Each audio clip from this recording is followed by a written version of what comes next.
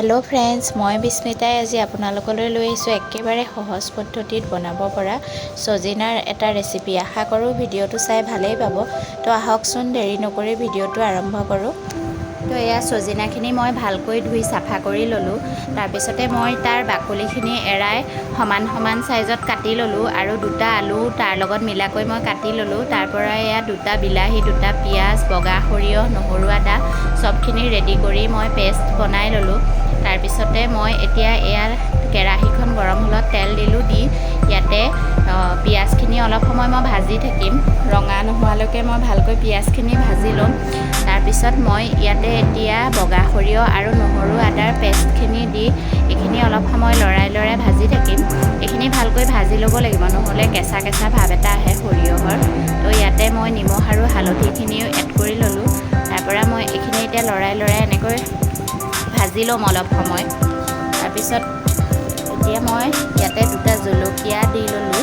জলকীয়াকেইটা মই ফলা নাই, এনেকৈ গোটাকৈ দি দিছোঁ। তাৰপৰা মই বিলাহীখিনি এড কৰি ল'লোঁ।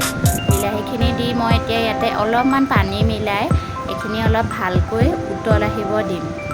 তো গেছৰ ফ্লেমটো মিডিয়াম কৰি লৈ পেলাই মই এইখিনি এনেকৈ লৰাই ভাজি থাকিম অলপ সময়। তলত অলপ লগাৰ দৰে হ'ব লাগিব। তাৰপিছতে মই ইয়াতে জিৰা, গৰম মছলা আৰু ৰেড চিলি অলপ দি ল'লোঁ।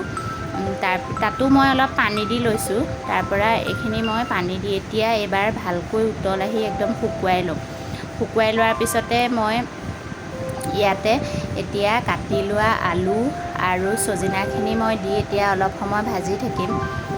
সৰিয়হখিনি যাতে আলু আৰু সজিনাৰ লগত মিলি যায়, মই এতিয়া এনেকৈ লৰাই 10 মিনিটমান থাকিম। আপোনালোকে ইচ্ছা কৰিলে সজিনা আৰু আলুখিনি আগতেও ফ্ৰাই কৰি ল'ব পাৰে, কিন্তু মই লোৱা নাই। মই ডাইৰেক্ট এনেকৈ দিয়ে দিছোঁ আগতে মছলা আৰু সৰিয়হখিনি ভাজি লৈ। আপোনালোকে ইচ্ছা কৰিলে আগতেও ভাজি ল'ব পাৰে, তো তেতিয়া অলপ টেষ্টটো বেলেগ হ'ব চাগে। মই কিন্তু এনেকৈয়ে ভাল পাওঁ, সেইকাৰণে মই এনেকৈয়ে বনাই লৈছোঁ। তাৰপিছতে মই এতিয়া 10 মিনিটমান ঢাকন দি থৈ দিম। তাৰপৰা 10 মিনিট পিছত এয়া অলপমান তলত লগাৰ দৰে হৈছে চব্জিখিনি। তো এতিয়া মই অলপ সময় লৰাই ইয়াতে এতিয়া মই পানী এড কৰিম। পানী দি এতিয়া মই আকৌ 10-15 মিনিটমান থৈ দিম। গেছৰ ফ্লেমটো মিডিয়াম কৰি লৈ উতল আহিব দিম। দি পেলাই মই এইখিনি থৈ দিম। থৈ দি মই এতিয়া ইয়াতে টমেটো কেটচাপ অলপ এড কৰি দিম। টমেটো চচখিনি দিলে এটা খট্টা মিঠা ফ্লেভাৰ আহে।